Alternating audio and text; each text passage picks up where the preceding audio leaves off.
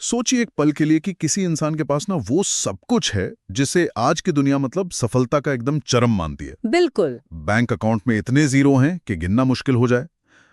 संपत्तियों का कोई हिसाब नहीं है। समाज में एक ऐसा रुतबा है कि नाम सुनते ही लोग रास्ते से हट जाते हैं। हाँ, बाहर से देखने पर एकदम परफेक्ट लाइफ लगती है ना? एग्जैक्टली। लेकिन रोज सुबह वो इंसान ना इस खौफ के साथ जागता है कि कहीं ये सब खत्म तो नहीं हो जाएगा। मतलब इतनी अथाह दौलत होने के बावजूद अंदर एक बहुत ही गहरी कंगाली का एहसास बसा हुआ है। उफ, ये बहुत ही आम बात है आज के समय में। हाँ, तो आज हम आधुनिक जीवन की इसी सबसे बड़ी मानसिक बीमारी, जिसे हम हसल कल्चर कहते हैं, और हमेशा और अधिक पाने की इस अंधी दौड़ का विश्लेषण करने वाले हैं इस गहरी चर्चा में। और सबसे हैरानी की बात यह है कि इस विश्लेषण के लिए हमारे पास जो स्रोत है ना, वो वॉल स्ट्रीट का कोई नया रिसर्च पेपर नहीं है। अरे नहीं, बिल्कुल नहीं। बल्कि ये सच में एक बहुत बड़ा विरोधाभास है। हम आज जिस स्रोत पर गहरी चर्चा कर रहे हैं वो 1000 साल से भी अधिक पुराना ग्रंथ है, गरुड़ पुराण का भाग 9।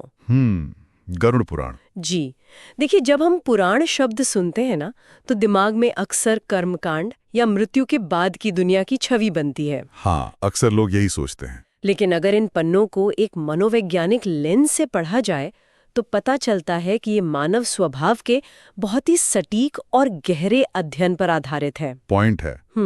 ये विशेष भाग पूरी तरह से धन, दान और लोभ की सच्चाई पर केंद्रित है। मतलब ये हमें बताता है कि धन का असली स्वभाव क्या है और कैसे ये किसी इंसान के चरित्र को या तो एक मजबूत आकार देता है या फिर उसे पूरी तरह से खोखला कर देता है। बिल्कुल सही कहा। तो ये चर्चा ना उन सभी के लिए है जो दिन रात बस भाग रहे हैं, मतलब सफलता के पैमाने तय कर रहे हैं, लेकिन ये नहीं जानते कि उस पैमाने पर पर्याप्त या कहें कि इनफ का निशान कहाँ लगा है। एग्जैक्टली, इनफ जानना बहुत जरूरी है। तो चलिए इस गहरी चर्चा की शुरुआत करते हैं, इसे थोड़ा गहराई से समझते हैं। इस स्रोत में दो मुख्य पात्र हैं जो मानव मनोविज्ञान की दो बिल्कुल विपरीत दिशाओं को दर्शाते हैं। जी। पहला पात्र है धनपाल। अब देखिए, ये नाम ही अपने आप में बहुत कुछ कहता है। धन का पालन करने वाला। हाँ, धनपाल एक बेहद अमीर व्यापारी है। सोना, चांदी, जमीन जायदाद सब कुछ प्रचुर मात्रा में उसके पास। उसकी बैलेंस शीट में सिर्फ प्रॉफिट ही प्रॉफिट है। बिल्कुल, लेकिन उसके पास संतोष नाम की कोई चीज नहीं है। यहाँ जो सबसे दिलचस्प बात है ना, वो ये है कि धनपाल का चरित्र सिर्फ एक अमीर आदमी का नहीं है। अच्छा। हाँ, बल्कि ये एक बहुत ही विशिष्ट मनोवैज्ञानिक स्थिति का प्रतिनिधित्व करता है। बाहर से वो एक सफल व्यक्ति है, लेकिन भीतर से वो एक ऐसे अंतहीन लूप में फंसा है जहाँ पैसा सुरक्षा नहीं दे रहा उसे, बल्कि चिंता का सबसे बड़ा कारण बन गया है। बिल्कुल, उसका पूरा जीवन बस एक ही नियम पर चलता है, किसी भी तरह संपत्ति को बढ़ाना है। स्रोत में एक जगह जिक्र है कि जब भी कभी दान देने या किसी भूखे को खिलाने की बात आती या समाज के लिए कुछ करने की बात आती, तो धनपाल का एक रटा रटाया तर्क होता था। वो क्या था? वो कहता था, जब थोड़ा और ज्यादा हो जाएगा ना, तब देखेंगे। अरे बाप रे। हाँ, ये जो और ज्यादा है ना, ये एक ऐसी मृग तृष्णा है जो कभी खत्म ही नहीं होती। इस मानसिकता को अगर हम आधुनिक मनोविज्ञान की भाषा में समझे ना, तो ये स्कैसिटी माइंडसेट है, यानी कमी की मानसिकता। एग्जैक्टली, कमी की मानसिकता का एक बेहतरीन और क्लासिक उदाहरण है। और दिलचस्प बात यह है कि कमी की मानसिकता का बैंक बैलेंस से कोई सीधा लेना देना नहीं होता। सच में? हाँ, धनपाल अरबपति हो सकता है, लेकिन मानसिक रूप से वो एक गरीब इंसान की तरह ही सोच रहा है। मतलब हमेशा डरा हुआ है। उसे हर पल ये भ्रम रहता है कि अगर उसने अपने खजाने से थोड़ा सा भी हिस्सा किसी को दे दिया तो उसका अस्तित्व ही खतरे में पड़ जाएगा। वो धन का मालिक नहीं है, बल्कि धन के खो जाने का डर उसका मालिक बन गया है। ये बहुत ही गहरी बात कही आपने। अब इसके बिल्कुल विपरीत ध्रुव पर खड़ा है इस कथा का दूसरा पात्र, सत्यदास। सत्यदास। ये व्यक्ति आर्थिक रूप से गरीब है, मतलब भौतिक दृष्टि से देखें तो शायद उसके पास कल के भोजन का भी पक्का इंतजाम नहीं है। जी। लेकिन उसका घर एक ऐसा स्थान है जहां से कभी कोई खाली हाथ नहीं लौटता। उसके पास जो थोड़ी बहुत सूखी रोटी भी होती है ना, वो उसे मुस्कुरा कर बांट देता है। ये बहुत ही रेयर है। बिल्कुल। स्रोत में एक बहुत ही मार्मिक प्रसंग है जहां सत्यदास की पत्नी इस स्थिति से तंग आकर एक सवाल पूछती है। वो पूछती है कि खुद के खाने के लाले पड़े हैं ना? हाँ, वो कहती है कि हमारे खुद के घर में खाने के लाले पड़े हैं, हम इतनी मुश्किल में हैं, फिर भी तुम ये बचा कुचा अन्न भी दूसरों को क्यों दे देते हो? और सत्यदास अपनी पत्नी को जो जवाब देता है ना, वो पूरे आर्थिक और मानवीय दर्शन को चंद शब्दों में समेट लेता है। सत्यदास बहुत ही शांत भाव से कहता है, दान देने से धन कम नहीं होता। और लोभ करने से बढ़ता नहीं। एग्जैक्टली। देखिए, इस एक वाक्य में ना अबंडेंस माइंडसेट या जैसे हम प्रचुरता की मानसिकता कहते हैं, उसका पूरा निचोड़ है। बिल्कुल। सत्यदास भौतिक रूप से गरीब जरूर है, लेकिन उसका मनोवैज्ञानिक राजा का है। मतलब वो मानसिक रूप से बहुत अमीर है। हाँ, उसे इस बात का गहरा विश्वास है कि ये ब्रह्मांड संसाधनों से भरा हुआ है और समाज एक दूसरे के सहयोग से चलता है। वह समझता है कि धन या अन्न को रोक कर रखने से सुरक्षा नहीं मिलती, बल्कि उसे साझा करने से एक सामाजिक सुरक्षा चक्र का निर्माण होता है। यहाँ मुझे ना एक बहुत ही आधुनिक एनोलॉजी याद आ रही है। बताइए। धनपाल मुझे उस इंसान की तरह लगता है जिसने बाजार का सबसे महंगा और बेहतरीन स्मार्टफोन खरीदा है। अच्छा। ये खींचता है, ना किसी से बात करता है, बस स्क्रीन बंद करके उसे अपनी जेब में सहलाता रहता है। हाँ। दूसरी तरफ सत्यदास वो व्यक्ति है जो जानता है कि बैटरी का वजूद ही इसलिए है ताकि वो ऊर्जा दे सके।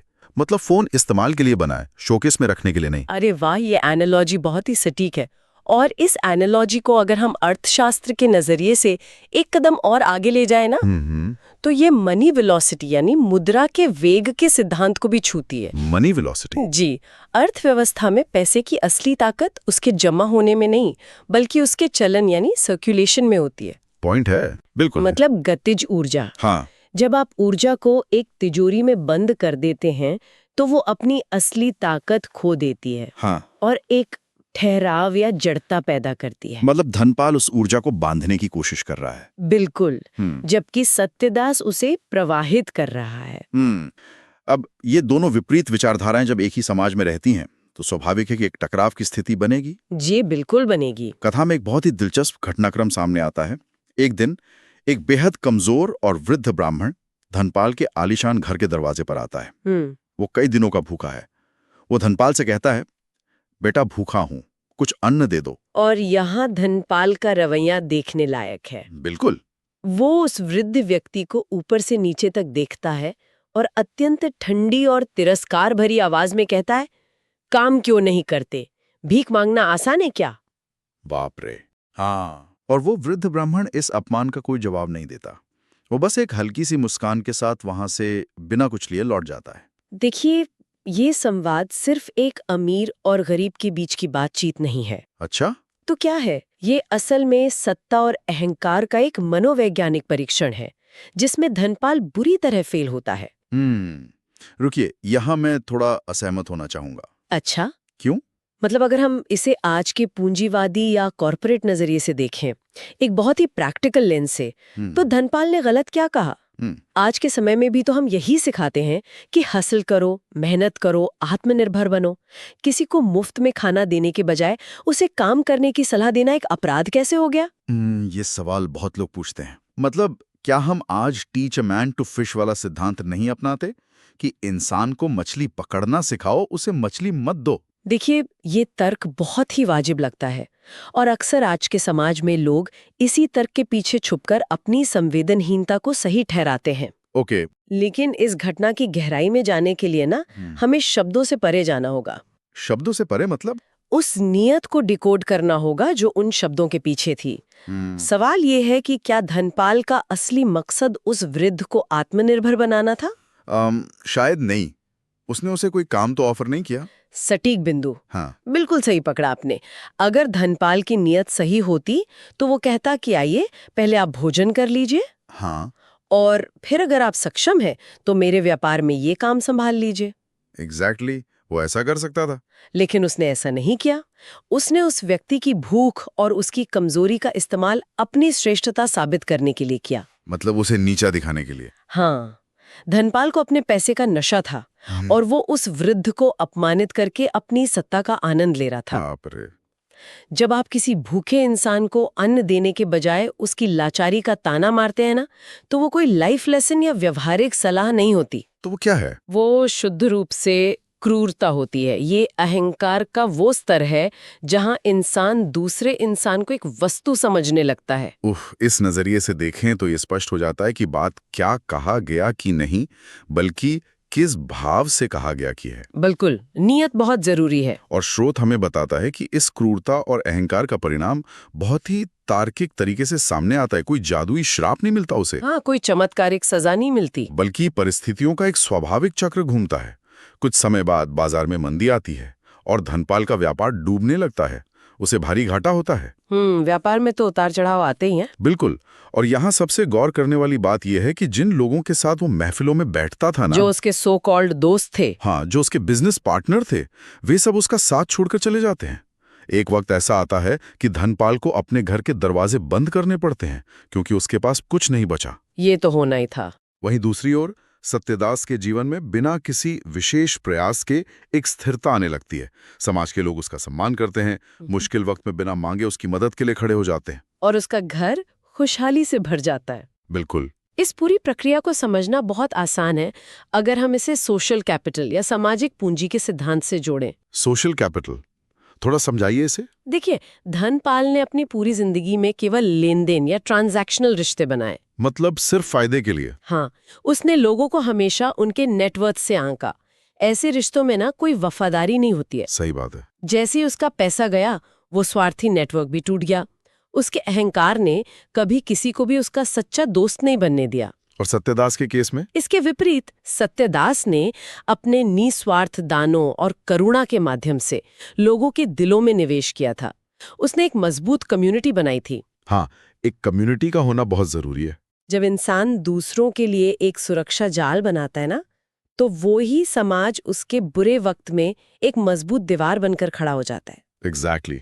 सत्यदास का सुख कोई चमत्कार नहीं था, बल्कि उसके द्वारा किए गए भावनात्मक और सामाजिक निवेश का रिटर्न था, यानी उसका आरओआई था। ये एक बहुत ही व्यवहारिक विश्लेषण है। मतलब इंसान के कर्म ही अंततः उसका अर्थशास्त्र तय करते हैं। बिल्कुल।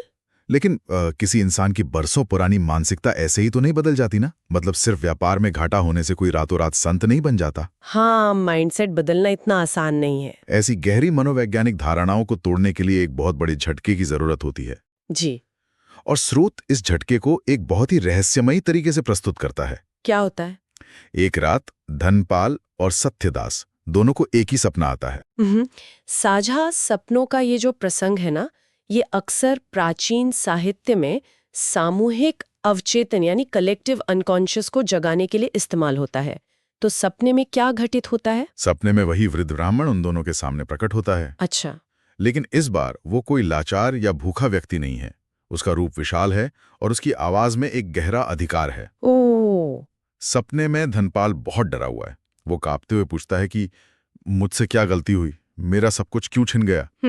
तब वो ब्राह्मण एक ऐसा रहस्योद्घाटन करता है जो इस पूरी चर्चा का केंद्र बिंदु है। वो क्या कहता है? वो कहता है, धन सिर्फ रखने के लिए नहीं, बहाने के लिए दिया जाता है। बहाने के लिए दिया जाता है? देखिए, ये फिर से उसी मुद्रा के प्रभाव वाले सिद्धांत की ओर इशारा करता है, मनी वेलोसिटी। और इसके बाद ब्राह्मण धनपाल से जो कहता है ना, वो सच में रोंगटे खड़े कर देने वाला है। क्या कहता है? वो कहता है, तुमने धन को भगवान बना दिया और मनुष्य को छोटा। बाप रे। फिर वो सत्यदास की ओर मुड़ता है और शांति से कहता है, तुमने धन को साधन बनाया, इसलिए तुम्हें सम्मान मिला।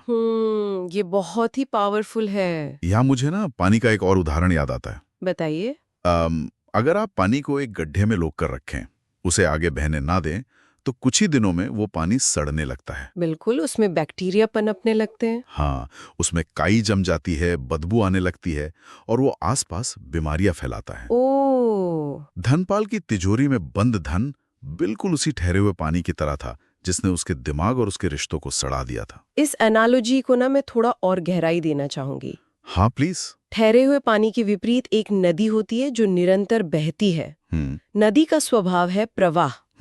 वो जहां से भी गुजरती है अपने आसपास के खेतों को हरा भरा करती है, प्यास बुझाती है और जीवन का संचार करती है।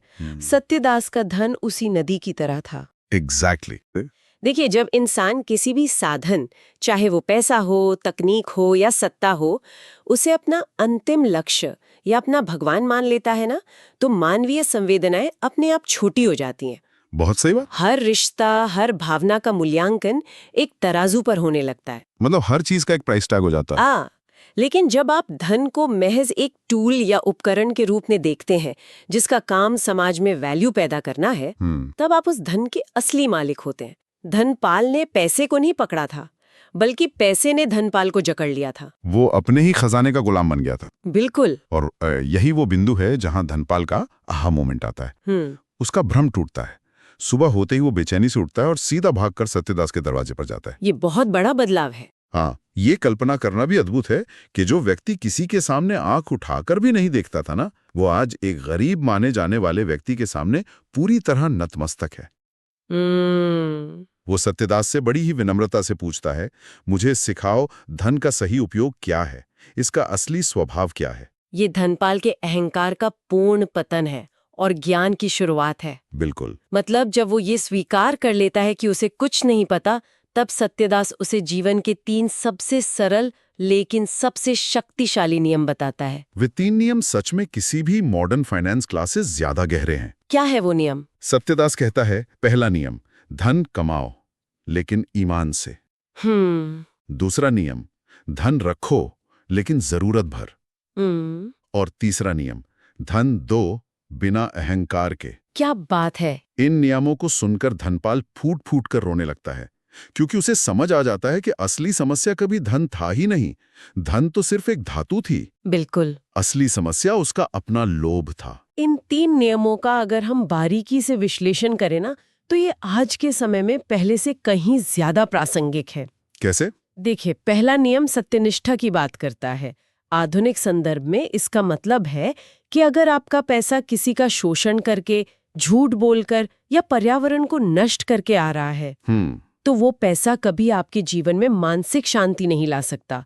वो अपने साथ एक तरह का मेंटल टैक्स लेकर आता है। वाह, मेंटल टैक्स, ये बहुत ही अच्छा टर्म है। और दूसरा नियम तो आज के कंज्यूमर या उपभोक्तावादी समाज के लिए सबसे बड़ी चुनौती है। धन रखो लेकिन जरूरत भर। हाँ, हम एक ऐसे दौर में जी रहे हैं जहां जरूरत और इच्छा के बीच की रेखा जानबूझकर मिटा दी गई है। बिल्कुल मिटा दी गई है। हमें हर दिन विज्ञापनों द्वारा ये महसूस कराया जाता है कि जो हमारे पास है वो काफी नहीं है। इसे ना मनोविज्ञान में हेडोनिक ट्रेडमिल कहा जाता है। Hedonic treadmill? जी, मतलब हम अपनी खुशी का लक्ष्य हमेशा आगे खिसकाते रहते हैं। एक गाड़ी मिल गई तो बड़ी गाड़ी चाहिए, एक घर मिल गया तो फार्म हाउस चाहिए। दौड़ कभी खत्म ही नहीं होती। हाँ, जरूरत भर को परिभाषित करना आज के युग का सबसे साहसिक कार्य है। जो इंसान ये जान लेता है कि उसके लिए इनफ क्या है, वो असल में दुनिया का सबसे आजाद इंसान बन जाता है। और तीसरा नियम, धन दो बिना अहंकार के। ये भी आज के दौर में बहुत मुश्किल हो गया है। कैसे? आज हम देखते हैं कि बड़े बड़े कॉर्पोरेट्स या रसूखदार लोग दान करते हैं, बड़े बड़े चेक देते हैं, लेकिन उसके पीछे दर्जनों कैमरे होते हैं। पीआर एजेंसियां काम कर रही होती हैं। ओहो, हाँ, ये तो है। वो दान किसी की मदद करने के लिए कम और अपनी ब्रांड इमेज को चमकाने के लिए ज्यादा होता है। देखिए, सत्यदास का ये नियम उसी वर्चस्व के दिखावे, जिसे हम वर्च्यू सिग्नलिंग कहते हैं, उस पर चोट करता है। Virtue signalling? हाँ, अगर दान देने के बाद आपके अंदर ये भाव आता है कि मैंने उस बेचारे की मदद की, मैं कितना महान हूं, तो वो दान व्यर्थ हो जाता है। बिल्कुल व्यर्थ हो जाता है। वो मदद नहीं बल्कि आपके अहंकार का ही एक नया रूप है। असली दान वो है जो एक प्राकृतिक स्वभाव बन जाए। जैसे एक पेड़ बिना किसी घमंड के फल देता है और छाया देता है। एग्जैक्टली। तो गरुड़ पुराण के इस भाग का जो अंतिम निष्कर्ष स्रोत में बताया गया है, वो किसी भी तरह की गलतफहमी को दूर कर देता है। जी। ये ग्रंथ ये बिल्कुल नहीं कहता कि धन कमाना पाप है या सबको सन्यासी बन जाना चाहिए। मतलब धन बुरा नहीं है, बिल्कुल नहीं। लेकिन धन से पैदा होने वाला घमंड इंसान के पतन का सबसे तेज रास्ता है। एकदम सही। दान की महिमा उसकी कीमत में नहीं, बल्कि उस भाव में है जिससे वो दिया जाता है। और सबसे बड़ी चेतावनी यह है कि लोभ एक ऐसा गड्ढा है जो कभी नहीं भरता। आप उसमें जितना डालेंगे वो उतना ही गहरा होता जाएगा। हाँ। इस पूरी चर्चा का अगर एक निचोड़ निकाला जाए ना, तो वो ये है कि पैसे को एक टूल के रूप में अपनी जगह पर रखना सीखना होगा। जिस दिन हम धन का इस्तेमाल मानवीय रिश्तों को बेहतर बनाने, समाज में संतुलन लाने और अपने चरित्र को निखारने के लिए करने लगते हैं, तो क्या होता है? उस दिन हम धनपाल के उस डरावने चक्र से बाहर निकल आते हैं। सफलता का पैमाना बैलेंस शीट नहीं होना चाहिए। तो क्या होना चाहिए? बल्कि ये होना चाहिए कि हमारे होने से कितने लोगों के जीवन में सकारात्मक ऊर्जा का संचार हो रहा है। ये सच में हमारे लिए रुककर सोचने का विषय है। हम एक ऐसे समाज का हिस्सा हैं जहां हर तरफ सिर्फ और अधिक हासिल करने का शोर है। बिल्कुल। ऐसे में ये सवाल और भी गहरा हो जाता है कि आखिर वो रेखा कहाँ है, कहाँ जाकर रुकना है। हाँ, इनफ कहाँ है। इसी विचार के साथ हम आज की इस गहरी चर्चा के अंतिम पड़ाव पर आ गए हैं। लेकिन इस चर्चा को खत्म करने से पहले स्रोत के इस पूरे दर्शन से प्रेरित होकर मैं एक बहुत ही गहरा सवाल छोड़कर जाना चाहता हूं। बताइए। ये कुछ ऐसा है जिस पर हम सभी को अपने एकांत में विचार करना चाहिए।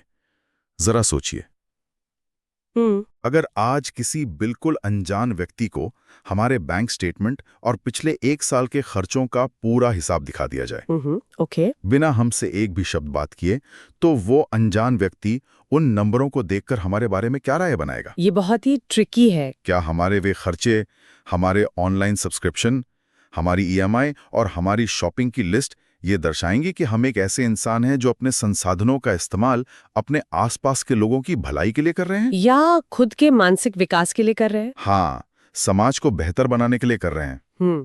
या फिर क्या वो बैंक स्टेटमेंट इस बात की गवाही देगा कि हमने भी जाने अनजाने में धनपाल की तरह पैसे, रुतबे और भौतिक चीजों को ही अपना सबसे बड़ा भगवान मान लिया है? ओह, ये बहुत ही पावरफुल सवाल है। ये एक ऐसा ऑडिट है जो कोई चार्टर्ड अकाउंटेंट नहीं कर सकता। ये ऑडिट हमें खुद पूरी ईमानदारी से अपना करना होगा। विचार कीजिएगा।